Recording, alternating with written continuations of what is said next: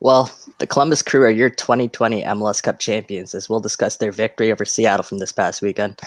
The MLS expansion draft also goes down tonight at 6 p.m. MLS greatest 25 players were also announced this past week. And of course, we'll be joined by Toronto FC legend and the executive director for Black Players for Change, Justin Morrow.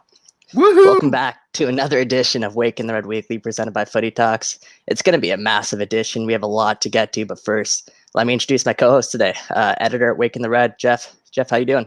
I'm good. We're missing Mitch, and I think it deserves an explanation. He really got the hairdryer treatment from us for all of those tactical fouls, and the yellow card of the accumulation was coming. I mean, he knew it, and we tried to warn him, but unfortunately, that man is way too headstrong. Discipline issues for sure. If you guys haven't noticed, Mitch isn't here. I'm sure you guys didn't notice whatsoever. So this is our first episode. We're episode 23 now. It's the first time we're going to be running without Mitch, so it'll be a little bit of a change here. So bear with us.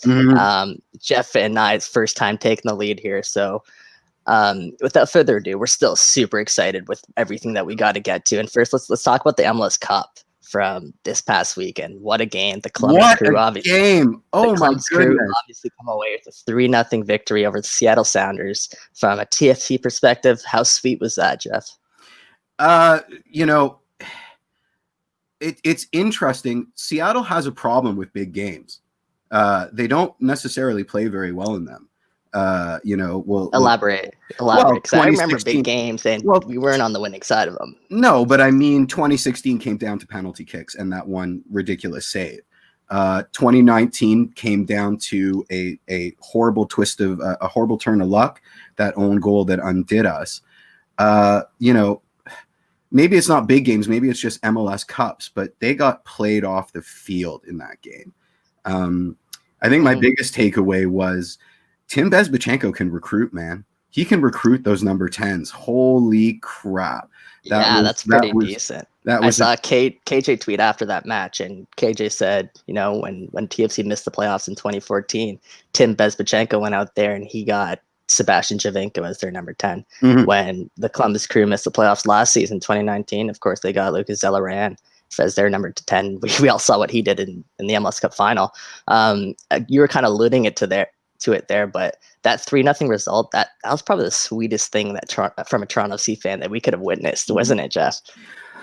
I have a soft spot for Seattle. I'm gonna own up to it. I mean, I enjoyed losing to them, and I appreciate what they've been able to accomplish over the last bunch of years, and the fact that it's a team by committee, I also really appreciate. And I played a mock MLS Cup on FIFA last night, and oh my God, is Jordan Morris fast? Is that FIFA 21? Oh, yeah. He undressed me. I mean, I could not catch up to him. So you're playing against a computer and you're getting danced like that? Oh, yeah, I got danced. But I upped the difficulty level to something that I'm not That's fair. That's fair. But yeah, that MLS Cup obviously mentioned Tim Bezbatchenko walking away with his second MLS Cup there. Does that put a little bit extra pressure on Ali Curtis, perhaps, or are they just mutually exclusive now at this point? It has to. You always have to measure yourself up against the other competitors on the field, and the fact that Bez was the outgoing GM leading up to Ali's tenure has to play a part. Absolutely, you have to measure yourself against the other competitors. So I think it does. They're very different GMs, at least on paper. And the case could be made that Ali finally gets to run the ship in the way that he'd prefer now that there's been the shakeup in TFC land. But yeah, it definitely puts for sure impetus. Absolutely. For sure. It's going to be a big off season for Toronto FC. And of course, yesterday the league released the MLS expansion draft eligible player list. So the players that were, they're allowed to be taken by Austin FC tonight. Austin's going to be the 27th club to join MLS. The draft goes down at 6 p.m. Eastern tonight. You guys can stream that online. From a Toronto FC perspective, here are the list of names. They got 9 names that are available for selection. You got Lawrence Sima, Tsubasa Endo, Tony Gallagher, Erickson Gallardo, Justin Morrow, Patrick Mullins, Pablo Piatti, Kevin Silva, and Eric Zavaleta. Jeff, is there a name on that list that stands out to you? Yes, but I've been enjoying your deep dive into why this is such a strong list with respect to where everybody's at in terms of their negotiations, in terms of their availability, in terms of what hoops Austin would have to jump through if they selected them. So I think I'd like to hear you explain that to all our viewers and listeners, because it's quite insightful. This list is quite tactical, and there are a lot of tactical wrinkles to the list that I think are important that we all understand. For sure. Please, if I miss anything, feel free to chime in. Absolutely. But the first and foremost, let's talk about the obvious, which are the free agents that are on the list. The upcoming free agents. It's Justin Morrow, Eric Zavaleta, Lawrence Sima, and Pablo Piatti, of course. No Pablo Piatti.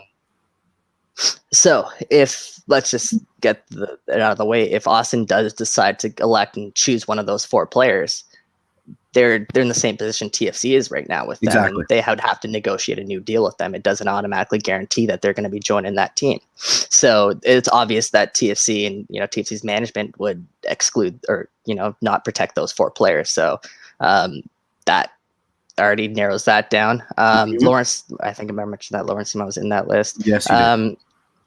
Tony Gallagher also in that list. Yeah, Tony Gallagher, he's gone. So exactly. What essentially Austin drafts Tony Gallagher, they're drafting his MLS rights if he were to ever return in MLS. Which they're not going to do. I mean, never say never. We've all seen what Cincinnati did with their expansion draft, but let's exactly. He's a Liverpool player. There's no guarantee he returns to MLS. It'd be kind of silly for them to use one of their 5 picks on Tony Gallagher.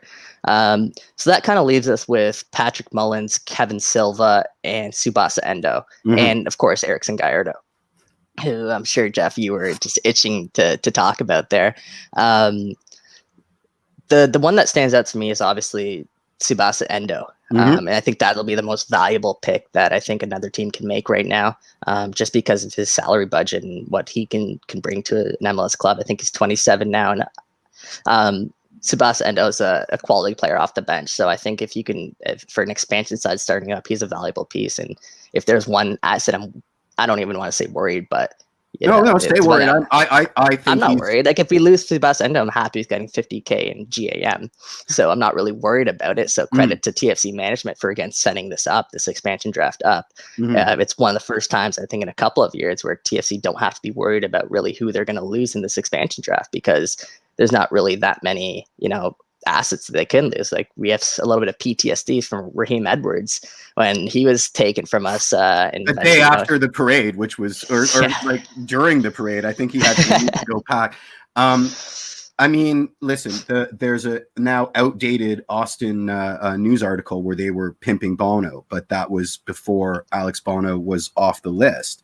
And that's a no-brainer. I think a lot of people before were saying that TFC should expose Bono because he's a backup goalie. He makes a lot of money. But let's just get this out of the way. Alex Bono has a lot of currency in MLS. Yeah, he's a trade chip. Absolutely. As a backup goalie in Toronto, making that much money, of course, like he's not being maximized. His money's not being maximized on this roster. There are better ways you can spend this money when you have Quentin Westberg.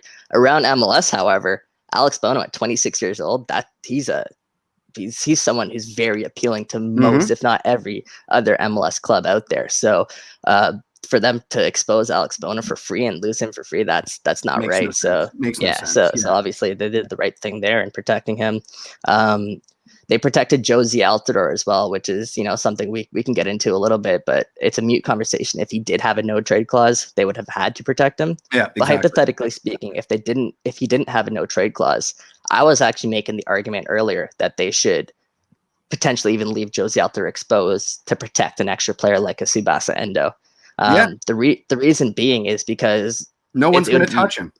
Yeah, an expansion side taking Josie Belter's contract in the middle of a pandemic, that's very unlikely. And Very let's say unlikely. they do take Altidor's contract, it frees up a DP spot for TFC. I got to say that's a little bit of a win-win there. Yeah. What are your thoughts there, Jeff? Well, I mean, I was discussing this with Sophia before you came on pre-show, and I said I wanted to see Josie there. But again, it precluding that there's a no trade clause or whatever, right, precludes him from being on the list, just simply for those reasons, because it's a pick that no one's going to take.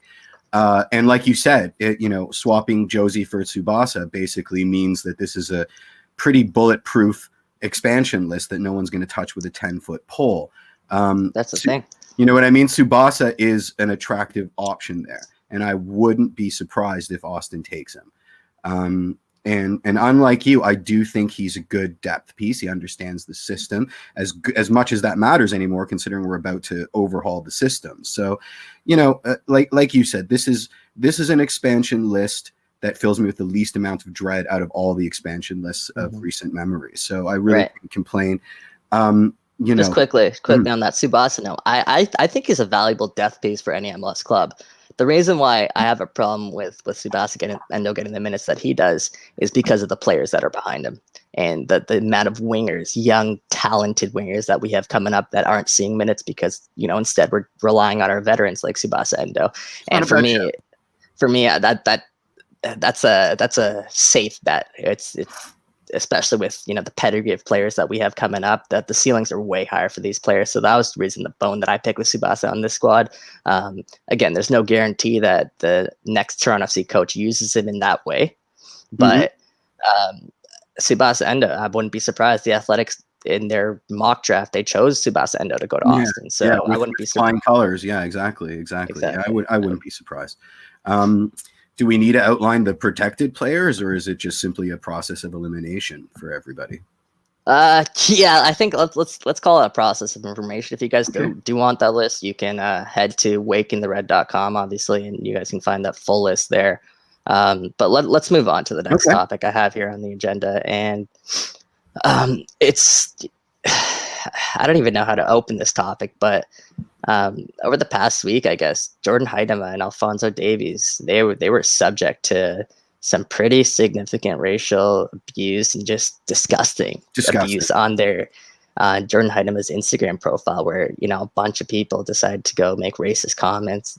Just, again, disgusting comments on her, absolutely disgusting, on her profile, picture of her and Fonzie. And like, what are you thinking coming after Canada's golden children like that? Come on. I'm happy that this got turned into something bigger, because what Jordan Huitema did is she screenshotted some of those comments that you saw. She posted it on her Instagram story, and she just backed up everything that we've been preaching here, and just that we got to say no to racism, man. Yep. It's I don't even know how to get into it even further, because it should be so straightforward. Like, why are people out there? It should be, but everybody's got way too much free time on their hands. Americans are living through an epochal moment where the center is not holding and it's just all gibberish. The internet promises a level of anonymity that allows people to exercise their deepest demons consequence free. To Fonzie and Jordan Huitema, of all people. Yeah, listen, I think it's abhorrent, and it's ridiculous, but I don't even want to say a but, because I don't want to actually rationalize any excuses for these assholes. Beyond the fact that it's the internet, and we all know that it's the wild, wild west of complete insanity. And now that, we're dealing with QAnon and all this other garbage, people are emboldened, and credit to the two of them for meeting it head on, for owning their place in the narrative, and enlightening us on what kind of absolute garbage that people in a public context receive in this day and age. Yeah, no, well said. And Canada Soccer, they issued a response. They said, Canada Soccer stands firm against racism and discrimination of any kind, both in the game and within all of our communities around the world. We are both disappointed and appalled with the hateful comments recently made to members of our national teams through social media. share love, not hate, and work together for a better world. Hashtag no to racism. Absolutely. Again, that sums it all up perfectly there. I don't want to spend too much on this topic. Yeah, I don't want to give those assholes any more power than they tried to take for themselves. You know what I mean? Been there, done that. You're parroting old tropes that are meaningless, and read a goddamn book. Exactly. Enough of you. Enough of you. All right. Let's move on. Let's move on. That's enough angry Jeff. Let's talk about the MLS greatest 25 players list that was released. I think it was last week. After a show, obviously, and on there's 2 former Toronto FC players, and that's Dwayne De Rosario and Sebastian Javenko. Of course, there's a couple other names that are familiar to Toronto FC land. They had Preke on there. They had that made Jeff chuckle for sure. They had Robin Fraser on there. But Jeff, what did you make of the list overall? It's a listicle. I mean, Nacho Piatti not being on there is kind of criminal. There were a few other omissions, but Montreal didn't get a single player on that list. And there were some choices. I mean, I don't understand the list. Is it quality of play, or was it impact on the league in terms of attracting eyeballs? I mean, Beckham deserves his statue outside of Old Trafford, but I'm not necessarily sure he deserves one outside of Century Children's Mercy Park, or wherever the hell they play out of. And there were a lot of that. It was a weirdo split between players that were good for marketing and players that were successful on the field. And then to compound that, it looked, TFC got 2, although D-Rose sort of was a journeyman and played for a bunch of other clubs. And then Montreal get none. Sounds good to me. Well, Nacho Piatti was a hell of a player and a huge impact. He is the OG Piatti. Exactly. So it's difficult to see it as definitive. It's a listicle, T-Rose solidified his place on that list with his legendary performance on WTR Weekly. They called me and they said, it's between D-Ro and a bunch of other people. Sell D-Ro to us. And I said, well, the headphones. He sells headphones, and that brings him right over the top. Sold. All right. Without further ado, guys, we got our guests ready here to join us. Oh wow. It is, of course, Toronto FC, or can I say former Toronto FC? Toronto FC fullback Justin Morrow. He is obviously the executive director for Black Players for Change. Justin, thank you for joining us. Oh my God, Justin. What's up, guys? How are we doing today? Doing all right? We're doing all right. Doing all right. Yeah. When I reached out to you, Justin, I'll be honest, I kind of set a future date out there. I wasn't expecting you to kind of turn around and say, next week, let's do this. But why did you want to do this so quickly with us? Well, quite honestly, it's one of the first complete off season that I'm going to be spending here in Toronto. My wife is from South America, so usually we flock south for the winter time and stay with her family this time of the year. But our kids are in school here. With COVID, we just decided it would be better to stay safe. Everyone's doing such an amazing job of trying to stop the spread of this thing and really looking out for our community here. So we wanted to take part in that and stay here. And that being said, I got a lot of time on my hands here during the weekdays. So I was like, yeah, let's do it. Of course, man. Awesome. We're very happy. Yeah, exactly. We're very happy. Yeah, we appreciate you taking the time. Obviously, Justin, you were, I mentioned off the top there, but you were the executive director for Black Players for Change. And they obviously became the first group in 20 years to be awarded the MLS Humanitarian of the Year award. You've spoken to lengths about what you've done with that committee and all the positive work that you've done. But here's my question. When I was filling out my ballot, there wasn't an option for Black Players for Change. There was an option for Justin Morrow, which, I mean, that's what I voted for. And I'm sure the majority of people voted for Justin Morrow.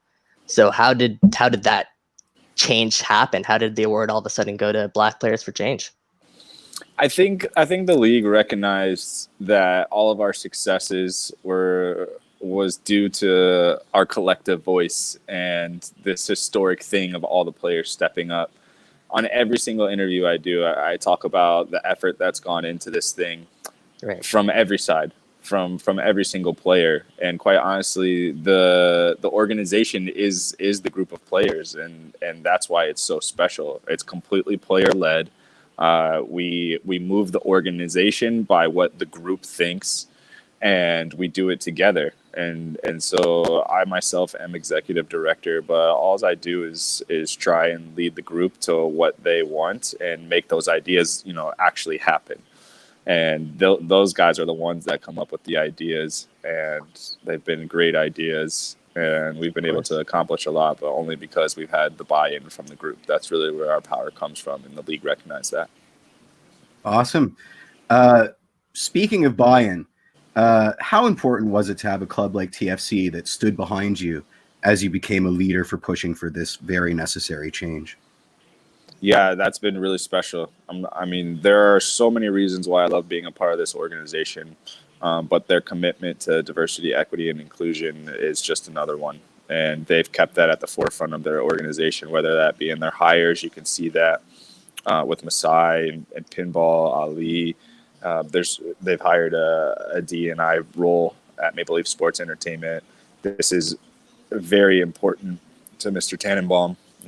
I've spoken to him. I've had the pleasure of speaking to him about it this year, and he's expressed how much this means to him. So it's really good to be a part of the organization that cares about this, that goes above and beyond just saying things, because we've seen that from a lot of different clubs, a lot of different organizations putting out, the social media posts and whatnot, but not actually following up on anything. They follow that through with hires. They follow it through with a beautiful marketing campaign that raised some funds for us to be able to complete some initiatives and programming in Toronto. Yeah, you got it right there. You're rocking it. Of course.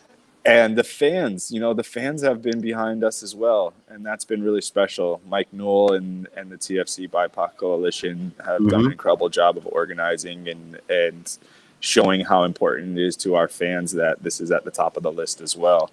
And I've been able to have, through so many years here, a really good relationship with a lot of different fans, whether it's Youth Sector, Red Patch Boys, Inebriati, Brad Humber. I've been in touch with all of these guys, and they've all echoed support, and that's been really special as a player as well, because you see things like what happened in Dallas when the fans are booing them.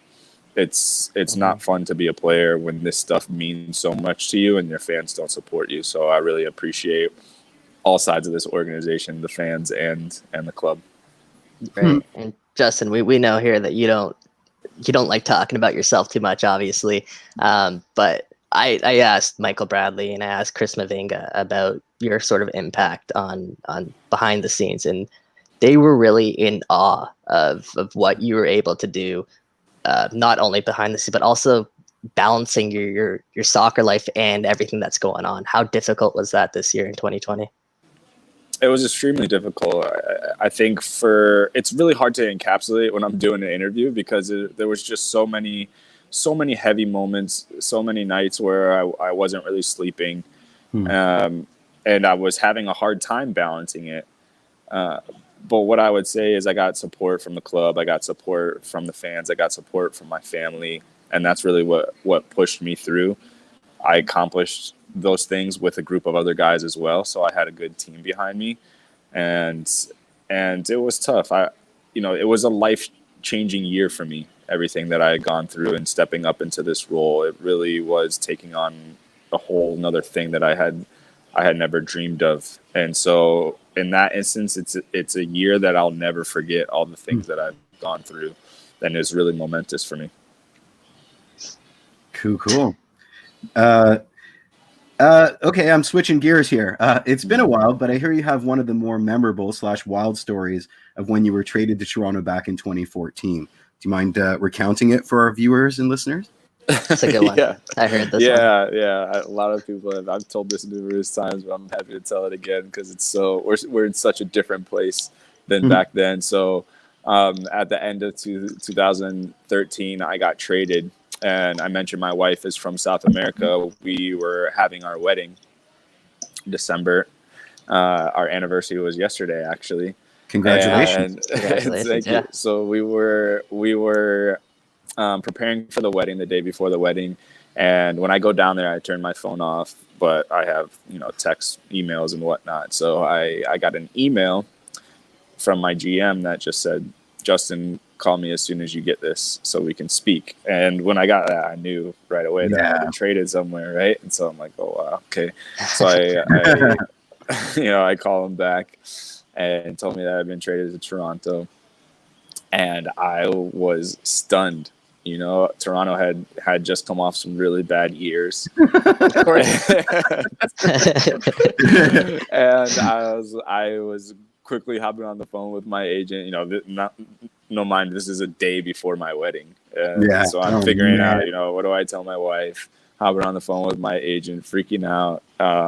But I think a week later, it was announced that we signed Michael Bradley and Jermaine Defoe. There you go. That makes things a bit easier. That calmed my nerves a little bit. And then we did our honeymoon, went back to San Jose, packed up all of our stuff, and headed out to Toronto. We stayed downtown, and February is the most freezing month here in Toronto. It's freezing cold. I'll pretend that I'm not taking it as a slight because I'm a February baby, but that's fine. I just remember trying to find somewhere to live at that time, and you're in February, and it's frigid. There's no curb appeal when you're looking at snowbanks. So. Justin's coming up from more than San 5 Jose. minutes outside. San Jose in South America, and he has to come in to find a place in the middle of winter. You love to see it, Justin. But obviously, things have worked out, and 6 years later, 7 years later, almost, you're looking back, and you're over 200 appearances for the club. Obviously, an MLS Cup. When you look back at Toronto FC right now, obviously it might not be the end, but when you look back right now, what do you think of? I'm just really proud how far this club has gone. I have a unique relationship with the fans, just because it's been a long time, everything that we've gone through. My daughters were born here, and so I've established all these different connections in different ways, right? And I always think it's really special for the fans that have been here since the beginning, that went through all of those really difficult years.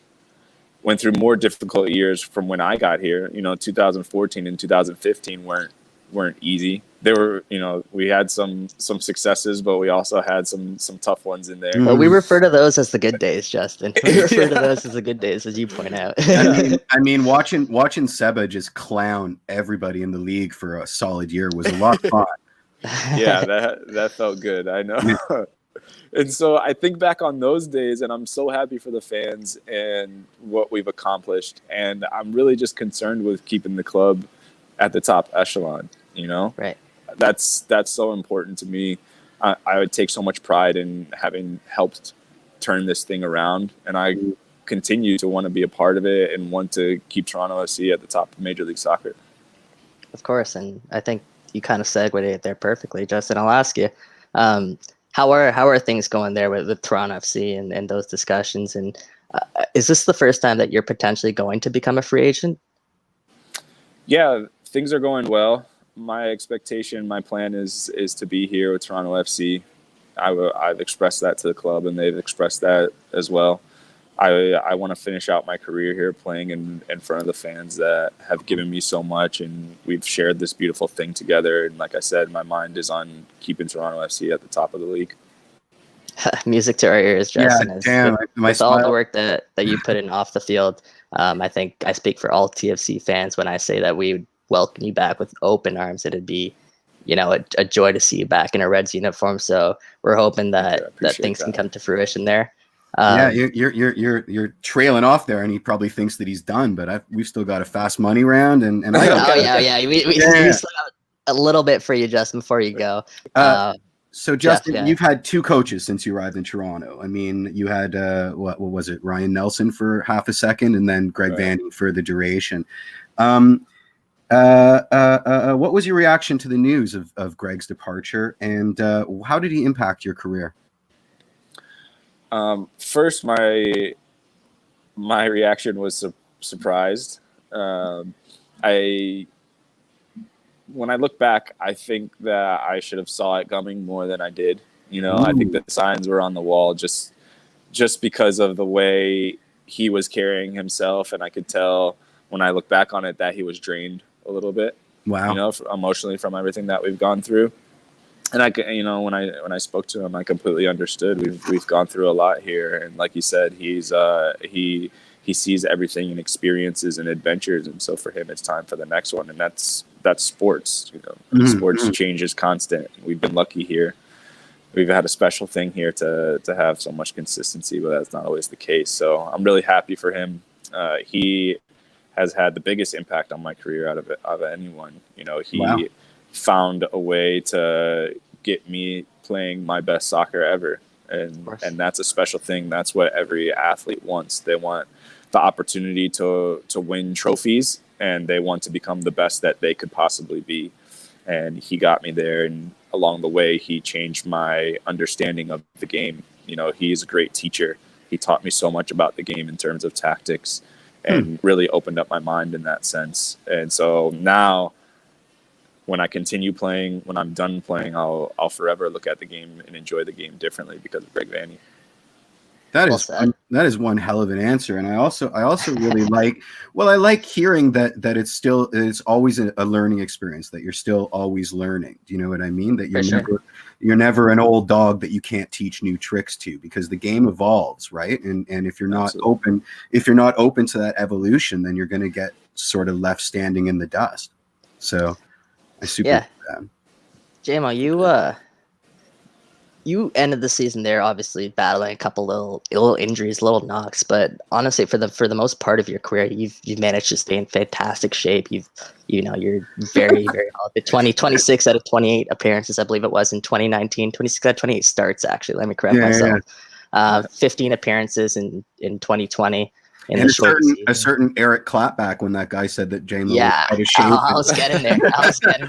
JMO, you definitely saw that picture on Instagram that Eric G put out, or on Twitter that Eric G put out, where you're absolutely shredded there. Oh my God. You're a personal trainer, right? I have my license. Yeah, I did that. I did that 1 year when we were going into CBA negotiations, and we thought, it might be on strike. We and I have it work here for a little bit. Let me find something else that I can do. So I studied up for a couple of months and got my license. I guess my point was that you put an emphasis on the way that you take care of your body, and clearly that was evident in Eric G's picture. How are you feeling now? You're 33 years old, and how are you feeling now? And what do you think? What kind of juice that you think you have left in the tank? Because Ali Curtis certainly thinks you have juice left in the tank from speaking to him. Yeah, I feel good. I really felt like the injuries this year were a product of the year. They were a product of everything that we were going through emotionally. And then on top of that, all the games squeezed together, playing back to back like that, flying back to Toronto, flying back. There was a lot of factors. And I think it was mostly because of how the year changed for us. On top of it, anytime a professional athlete goes through a life-changing event like I did this year, taking on this role and stepping up into this leadership position, usually your form declines or you have some type of injuries. And I think that was, a little bit of what happened this year. And I think it was all a lot. And I think I'm finding right now the balance of how to handle this thing properly, and I feel strong physically, and I do feel like I have a lot left to give. Absolutely. How different was it to play on the pitch in East Hartford versus BMO Field? I mean, we were told that they did their best to sort of make it somewhat the same, but I guess it really wasn't. Was it a tougher pitch to play on? Did you get tired more often? It was tough without the fans. It really felt going in to the playoffs like we were really missing that home field advantage. I think it really showed towards the end of the season. We have one of the biggest home field advantages all in Major League Soccer, so to miss that, it felt really strange, especially having been here so many years, knowing the boost that the fans give us and all of these special moments that we've shared together at BMO. We missed that. We missed that a lot, and I think all of us are desperate to get back in front of the fans in 2021. So let's all hope that that can go the right way. Must have sucked for Tony G. I mean, he's in and out, and he'd never played a proper game at BMO with all the fans. He didn't step foot, he said. Yeah, he didn't step foot in BMO. No, Pablo never played in front of the fans in Toronto either. He scored his first screamer though at BMO Field in front of no fans, but I was there. I was in the press box, and that was something special. You can't say no fans. There were 50 people at the food building causing a ruckus. So yeah. Oh yeah. You could hear them clear as day in that stadium too. I'm sure Justin. It was. They had something special last night. I remember that. Yeah. It was super awesome. Are we gonna go to Fast Money now? Let's do it. So Justin, the point of this is I'm sure you've done it before, but we're gonna ask you a couple of quick questions. We want you to sort of respond without thinking. Since we're in Toronto, we'll keep it at 6 questions for the 6. So I didn't even notice that, Mike. That was real smart. Jeff, let me tell you, I'm creative. Yeah. All right, Jeff, why don't you start us off? What is your favorite thing about living in Toronto? The people. What's your preferred local Toronto restaurant? Carmen on Queen Street. Ooh. What was your favorite TFC kit to wear? The white kit with the red stripe. Blue shorts? Blue shorts. Yeah. Wow. Interesting. Wow, that's almost the Montreal. I know kit. it's not a fan favorite, but it ain't. But now we're all gonna get one with Moro on it because was the red stripe that we won championship in 2017. I'm really partial to this training kit I just picked up. I'm a big fan. It looks good on you. Thank you, buddy. Thank you. What's your least favorite TFC kit? The Onyx that we wore. Oh my god! Here in 2014. Wow. Okay, I appreciate that it's like a sausage casing, and that it didn't look very comfortable to wear. But that kit is dope, Justin. Okay, hold on. Right. Justin Morrow just announced that he wants to spend the rest of his career in Toronto. But the biggest news on this episode might be the fact that Justin Morrow hates the Onyx kit. I don't. Have you polled the players on that? It wasn't popular with the players. It wasn't popular. No. Right? You're our first. You're our first one. But you'll break my soul if that's the actual truth. That's the truth. I know that's fans interesting. like it, though. That's a huge disconnect between the fans because that is the kit, my friend. We're kind of straying away from Fast Money here, but no. I want to talk about the Onyx kit. What did you think of the Unity years. kit this year? I liked it. You liked the Unity kit? Yeah. Okay. That felt so good. did I. It felt good. It felt good on too. Like it's new materials and everything. It's nice. I can't figure out what size I am in it. I honestly can't. Like I must be in between or something because it's either a dress or it's a just buy 2. It's no problem. Buy 2. Yeah. We all don't make that. We all don't make that JMO money, my friend. So we're not making that JMO free agency money. Yeah, send me your address afterwards. I'll send you one. Holy shit! Whoops! I just swore. Here's my question. Let's go back to Fast Money. Okay. Have you ever played as yourself in FIFA? And is there a rule against doing it? Is that considered a foul in the locker room? No and no. Okay. I haven't ever played FIFA with myself, and no, there's no rules. Are you a FIFA guy? I'm not a video game guy. To not be a gamer. honest. If I was playing a video game, it would be FIFA, but I just don't play video games. That's fine. Yeah, I mean, it's got to be cool to know that you can spool up and play as yourself in a video game. That's got to be. Yeah. Like for my young cousins, if I ever don't know what to give them for Christmas, I just send them FIFA. Sweet. Like, here, I guess you were kind of busy this year. Yeah. You couldn't really focus on video games, eh? Yeah. All right, Jay, last one. Don't think about this, remember, but first Toronto FC goal to come to mind. Doesn't have to be yours. Remember when I said don't think about it? I automatically thought of mine, and I thought, okay, should I say mine? Which one? No, which one? My goal against San Jose, the diving header. That was a good one. It's my favorite goal of my career, and I don't know, when you said that, I thought of it right away. Of course, no, that was the point. And was it for the moment? Was it the type of goal? Was it because it was against San Jose? Like, why? Yeah, it was because it was against San Jose, and it was a good goal. San Jose had traded me. It was the first time that I had played against them, and so I felt, gotta get that. You got some redemption there. Yeah. Sweet revenge. I mean, the Hattie against New York Red Bulls is an all-timer. That was. Got us the shield, man. That was a hell of a game, and you were feeling it. You were having yourself a time out there. Sorry, you're breaking up a little bit. Oh no, I was just saying. Always remember the hat trick versus the New York Red Bulls that to get us the Shield, and you just look like you couldn't put a boot out of place. Like you were just feeling yourself that game. It was. Yeah. I mean, I always say like being a part of that 2017 team. I really didn't have to do much. I was so blessed to be on that team because those guys created so many opportunities for all the rest of us. The space that they created on the field, the mismatch that our teams created, it really opened up for a player like me to be able to come in and take advantage and fill the gaps when the team needed it. And on that night, I think that was on full display. Oh yeah. Mm-hmm. Oh yeah. I think for those in attendance, you kind of fooled them, and they're expecting Justin Moore to become like the next TFC goal scorer after that. Right. Yeah. Well, he potted a couple more after that. That wasn't. No, it was definitely was not the end of JMO's success here at Toronto FC. And on that note, Justin, thank you so much for joining us, man. We can't express our gratitude enough. I'm sure Toronto FC fans feel the same. And again, I speak on behalf of all TFC fans, and we hope to see you back in a Reds uniform, hopefully at BMO Field next season. Yeah, we're just in awe of you, man. This year, just wow. Like, congratulations, and we appreciate the struggle and the hustle, and just wow, man. Seriously. Yeah. Thank you guys. I appreciate that. I feel that love. I'm trying to give it back. Let's win some more trophies. Absolutely. Let's go, JMO. Excellent to see you, man. We'll talk soon. All right, guys. You guys take it Thanks, easy. JMO. Perfect. Of course, that's my day made. Yeah, of course. That was Justin Morrow, Toronto FC legend, Toronto FC icon, MLS icon, really.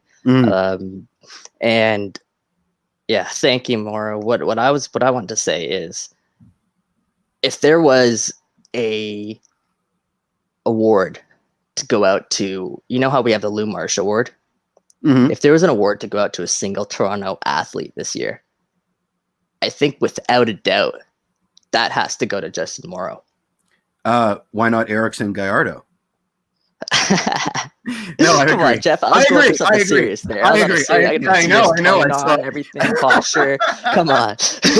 No, in all seriousness, though. Yeah. Give me some names. Like Kyle Lowry's out there. Austin, who? The Blue Jays. Come on. There's no one even close to what Justin Morrow's done. Well, I mean, this gets back into the Lou Marsh debate we had last week or a few weeks ago. Is it a humanitarian award or a sportsman's award? If there's a TFC humanitarian award or a Toronto Sports MLSE humanitarian award, absolutely. That's a fair point. But I mean, we got to be careful because we just dissected that MLS 25 list for being an exercise in marketing. Okay, but here, how about this? Whoever wins the award as best athlete, there'll be co-winner with Justin Morrow. And there you go. Everyone's happy, right? Yep. Everyone's happy. Everyone's upset about co-winners. I think, I fall on the side of Justin just said, most MLS clubs were happy to throw out a social media post, give it its lip service, and then get back to the general order of things. I think the real benefit isn't in the awards, it's in the actual tangible change. I think that this, awards are always nice and attract eyeballs and get attention, and you never look a gift horse in the mouth, but the real work is in making the change. And they've been undoubtedly successful in that. And if he was still on here, I don't want to speak for him because he owes me a kit now, but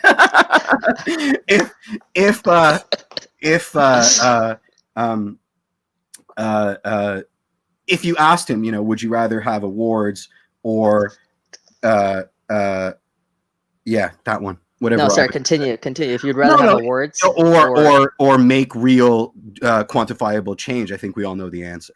Yeah, no, Ivan was just writing in there and saying MLSE should make JMO his own award for everything he does on and off the field. We wholeheartedly agree with that sentiment. 100%. I'm sure I speak for Jeff there. Hey, maybe when he does retire, because his playing days aren't over, but there should be that award in Toronto FC legacy for Justin Morrow for perhaps a humanitarian of the year for that club.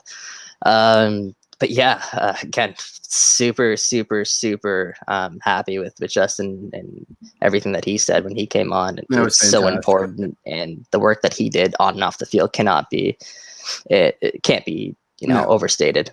It can't. No. And then when you think about it, the other one of his most trusted lieutenants is also Canadian, Mark Anthony Kay. It's a wonderful example of this certain ability that we have as Canadians to kind of have an objective view over and above, which isn't to say that we don't suffer from our own systemic racism, which would be a superbly idiotic statement for me to make.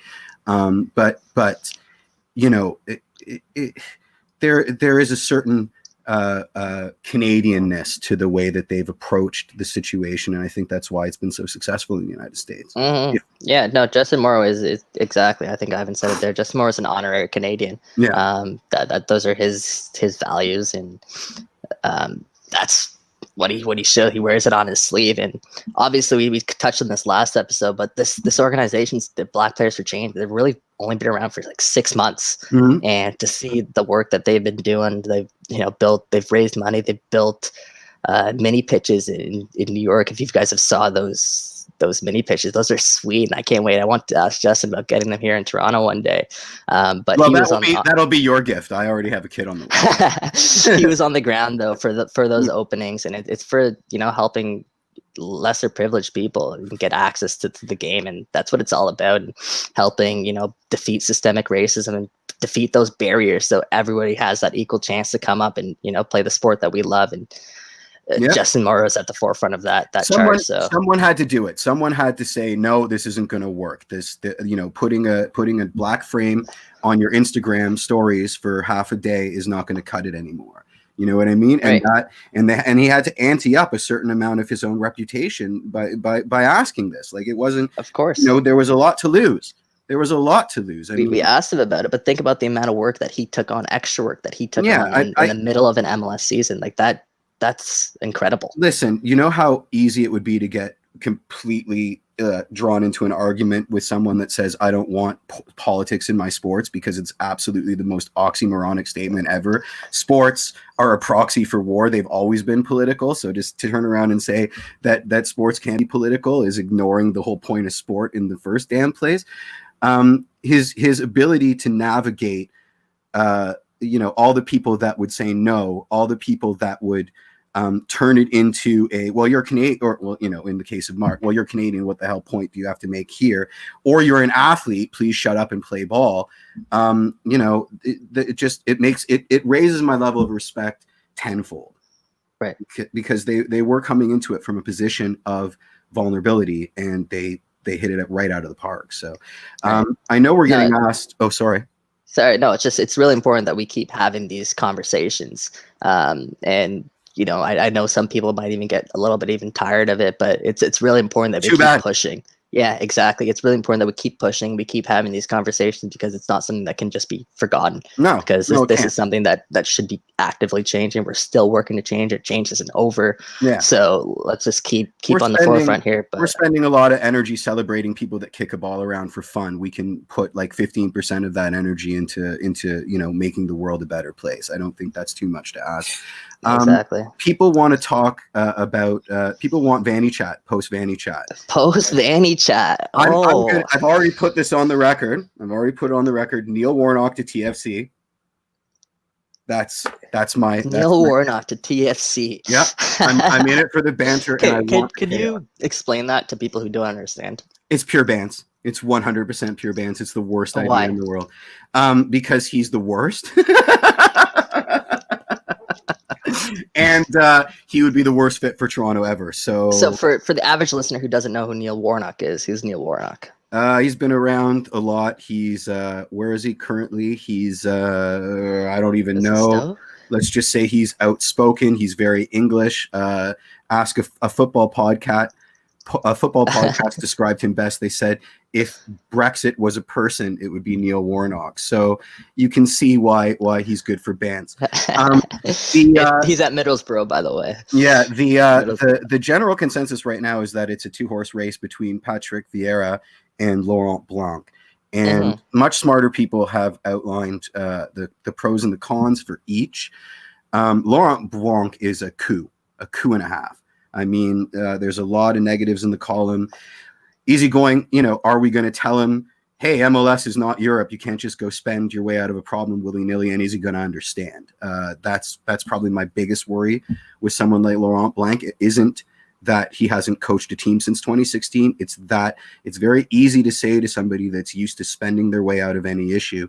It's very easy to conflate MLSE has a giant budget for MLS with forgetting the for MLS part, because we're never going to be the club like PSG that just spends its way to a competitive roster. Of course. In terms of his pedigree, holy crap! As a player, as a coach, how many trebles did he win in the French leagues? I think that is a direct parallel to the level of MLS, if not a bit higher in the French league. So I have faith that he could lead us to another treble, and I'm not worried about him leading us to CONCACAF glory, even though the reason he got fired at PSG was because his mandate there was to bring them Champions League glory, right? And he couldn't. So here's the one concern I'll address there, and this is what Ali Curtis and Bill Manning were asked this in their end of season presser, and Vanny left, and they were looking for a new coach. They were asked if MLS experience matters, and they said no because they got it. So essentially what they said was, between Ali Curtis and Bill Manning, the amount of years that they have in MLS, they have that part covered. What they're trying to do now is just find the best possible coach, international, domestic, whatever it is, the best possible coach out there to coach this club. They said they weren't afraid to spend money on the coach. I don't doubt that they are. They said that they're treating Toronto like a big club, which, I mean, they should be. Yeah. And this is why, these names are the ones that are surfacing in Laurent Blanc and Patrick Vieira. What I kind of question is if those are the only two. I also question that, but I would say, based on the criteria you just outlined, then Laurent Blanc will be a disaster, because this guy's nickname is El President, and he is very much a guy that wants to have the control. So if the idea of bringing in a non-MLS experienced coach who's used to spending money is going to be countered by the MLS experience of Ali and Bill, it's a blood feud waiting to happen. So I'm not too enthused about that. Yeah, I think, either way, I think you have to give him an interview, just because the resume he has and what he could potentially bring to the table if he does fit in. Our DP recruitment is through the roof. I mean, my friend Gavin said it best. In the top tier of coaches, he's probably next to the bottom, but still in that top tier of coaches. It would be a massive coup, and it would be global news. Vieira is interesting to me because we were his boogie team when he was at NYCFC. So there's got to be a certain amount of ego to come in and coach the team that kind of ruined you in MLS. I just don't know if it's a smart move for him. I mean, sure, it didn't work out at Nice, but him coming back to MLS this early, I see the door to Europe closing unless he comes here and turns us into the Sounders, and so Ali Curtis had his phone blowing up with the amount of people that were interested in this Toronto FC job. Neil Warnock, and I don't think that he was just saying that. I think it's because of the position that Toronto FC are in. This is one of the most attractive coaching jobs, I think, in world football right now. I don't disagree, and that's amazing. Not even just MLS. I think world football, Toronto FC's vacant coaching position is one of the most attractive, with the future that we have at the club, the amount of youngsters that are coming at the club. The teams that are scouting this club and looking for talent from Toronto FC are the biggest ones in the world. So Toronto FC is on the map. So it could be the perfect setup for a coach wanting to come in, because they have the roster for the most part in place. They obviously need to add the designated player, but they have a competitive roster in place. I don't think, looking at on paper right now, I'm confident in saying Toronto FC is going to be at least a playoff team, right? Even without their designated player, I'm confident in saying that. And then you take into account the Jaden Nelsons, the Jaquil Marshall-Rudies, the Iowa Canolas, all the kids that are coming through the academy, and the coach has a chance to work with them too.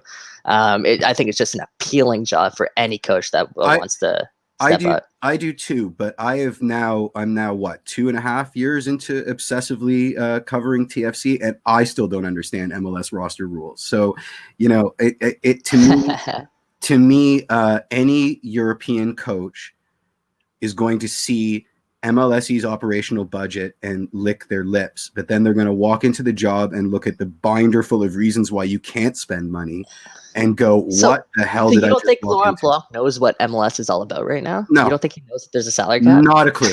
Come on, man. No, I'm sorry, because he didn't have to. He's used to, like, there's an assumption that all soccer leagues work the same. And even though he can say, oh yeah, I realize that MLS is a different beast, I think, you know, there's still going to be a shock to the system, whether you like it or not. This guy coached PSG. PSG internationally are a team that are known calibers. For what? I just think he had a clue. Here's £1 million. No, I don't. I don't think he's showing up at that Toronto FC interview and being like, "Wait, you guys can't just go out and buy Neymar for me?" Like, I just don't think I do. I absolutely do. I absolutely do. I absolutely do. You have to think. All right, we'll agree to disagree there. You know, I'm sure he'll say all the right things, but the real ironclad knowledge is not there. The frustration, like for example, didn't we have a comment on WTR about Benazé last year? And it was, well, why didn't we keep Benazé? And something, and something about how it would have. So essentially, what it was someone was talking about Pablo Piatti, and they were saying, why didn't we just keep Benazé and sign another designated player? Right. Not understanding that Benazé was TAM and that Mike Bradley had taken all the TAM. Exactly. You couldn't just do that. We would have had to sign him as a DP, which we were never going to do. Right. Yes, I don't know. I think that's Ali Curtis and Bill Manning's job to worry about that sort of construction. I think, you know, with a coach that's used to just spending money willy-nilly, that's a huge disconnect. For sure. That's something they would have to balance out and sort of, you know, kind of smoothing out there. But hey, it's not impossible. No, nothing's impossible. I mean, Ivan's just saying he'd like to go internal, and I as much as that's a wonderful idea, I think TFC can't. They can't. This has to be a bigger hire than promoting an interim coach, especially considering the outgoing Greg Vanny, who was promoted in-house. You know, I think Jason Bent's deserving to get the keys to the car, but them's the breaks. That's the way the cookie crumbles. This has to be a hire that turns eyeballs. You know, it has to. It'll be a big name. It'll be a big name. For better or worse. For better or worse, almost on what Ali Curtis and Bill Manning are saying, I think it'll be a big name that, you know, like coaches aren't held under the same parameters as a player on MLS. They can spend billions if they want to. They can spend as much as they want to on a coach, and Toronto FC and backed by MLSE, again, being a big club, they can absolutely go ahead and do that. Jeff, I'm sure there's still a bunch that we can get to, but I think we should begin to wrap up here. If Blanc brought Giroud, that would be the greatest thing ever in the history of all TFC. Yeah, well, that opens another can of worms. Thank you to Justin Morrow again for joining us. He was fantastic, and everything that he does there as the executive director for Black Players for Change. Again, the work there is incredible, and we wish Justin the best of luck with this upcoming contract negotiations. Thanks to Mitch for being so busy that he couldn't host, yet riding. Thanks, Mitch. Totally friends after this one. You did a great job, Mike. This was fun. Thanks, Jeff. I appreciate it. And obviously, you helped out a bunch. Again, thank you to our producers, Sophia, Kevin. We wouldn't be able to do this without you guys. I don't know how Mitch usually wraps up the show, Jeff. How does he usually sign us off? In a heap of word salad. But does that work? Like, does this work? Is this good enough? Why don't we ask Mitch, since he's so busy? He's obviously not on. No. I think he says thanks to everyone. My name is Mitch for Jeff and Mike. We will talk to you next Tuesday. And then I go cheers. Ciao.